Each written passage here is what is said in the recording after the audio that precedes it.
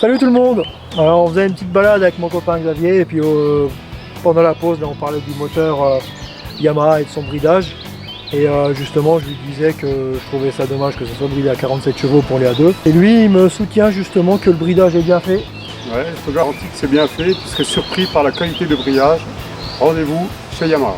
Alors bah voilà, on remet les besants, la pause elle est finie, on file chez Yam et on va aller essayer ça, on va comparer une bridée et une débridée. Ni une ni deux, nous voilà partis chez Motomax, le concessionnaire Yamaha à Metz, pour rencontrer Christophe et discuter de ce fameux moteur CP2. Et du coup Christophe, la différence entre un moteur CP2 bridé et un moteur CP2 full power? Alors, il y a une différence de puissance, on passe de 75 à 47,5 chevaux. Donc c'est des brides dans l'admission d'air. En fait, on réduit l'arrivée d'air. Plus c'est une partie du boîtier électronique qui est modifiée. Elle est aussi bridée à l'admission. Voilà, c'est ça. En fait, Okay. c'est pour ça, en modifiant cette partie-là, on arrive à maintenir le couple moteur quasiment à l'identique à la version pleine puissance. Moi, je suis pas convaincu. Et Xavier, lui, il me dit que c'est top. Apparemment, tout le monde est convaincu. La différence en roulant, c'est quoi? À quoi je dois m'attendre? La différence, elle va être sur la longe, sur la vitesse maximum que la moto ira chercher. Mais si on roule dans une conduite de tous les jours jusqu'à 120, 130, on remarquera quasiment pas la différence. Ça marche. Bah écoute, on sort la traceur, on va essayer ça. Bien sûr. On dira ce qu'on en pense après. Voilà, pas de souci. Ça marche, c'est parti. Pour la première étape de notre test, nous avons pris deux motos quasi identiques. La toute nouvelle Tracer 700 en version débridée et une MT-07 en version bridée.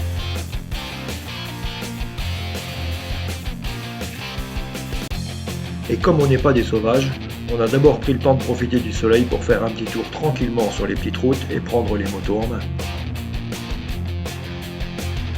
Pour la première étape du test, on a pris une petite route, un virage et on est passé. Et on est repassé.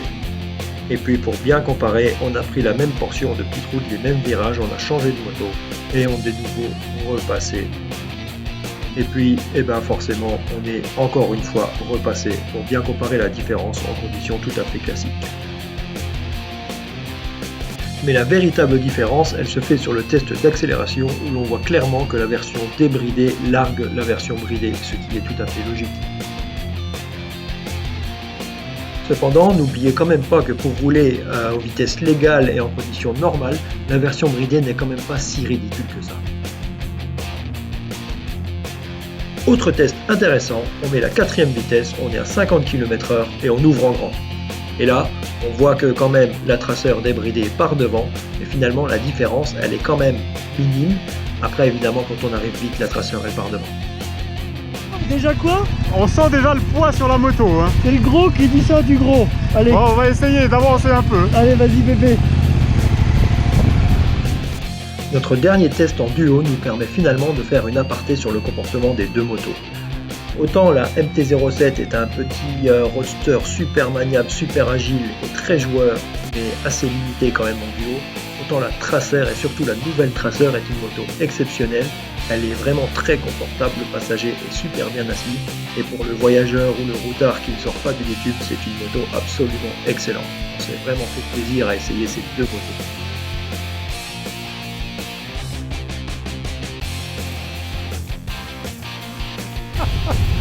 Allez, c'est parti pour les 8 lignes.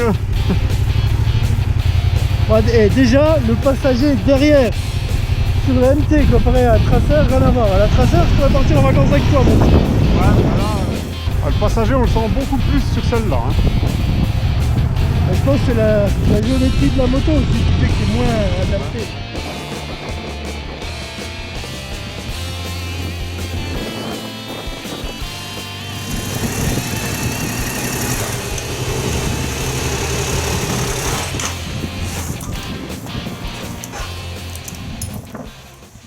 Bon Xavier, on a terminé notre petit tour.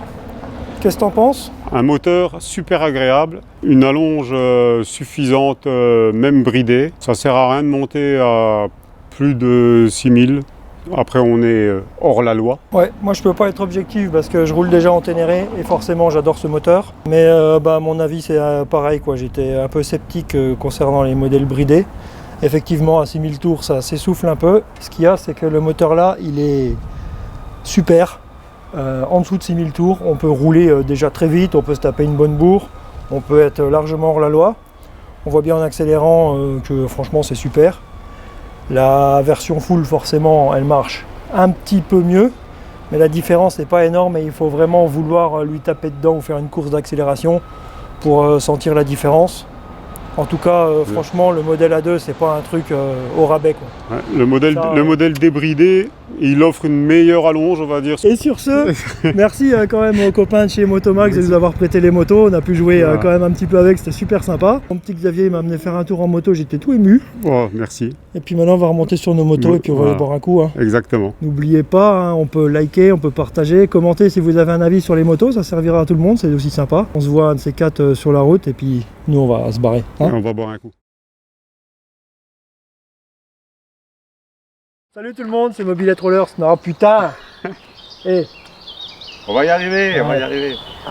Sur les hauts rendements, mais à part ça... Lui, il va nous faire chier. Ça va. À part ça, il y a le camion qui passe et qui nous fait chier, mais bon, on va laisser passer le camion. Et puis on va aller comparer... Là, c'est trop long tout ça. Parce qu'en plus, tu répètes la même chose. Et sur ce, bah, merci. Cette tas de merde là.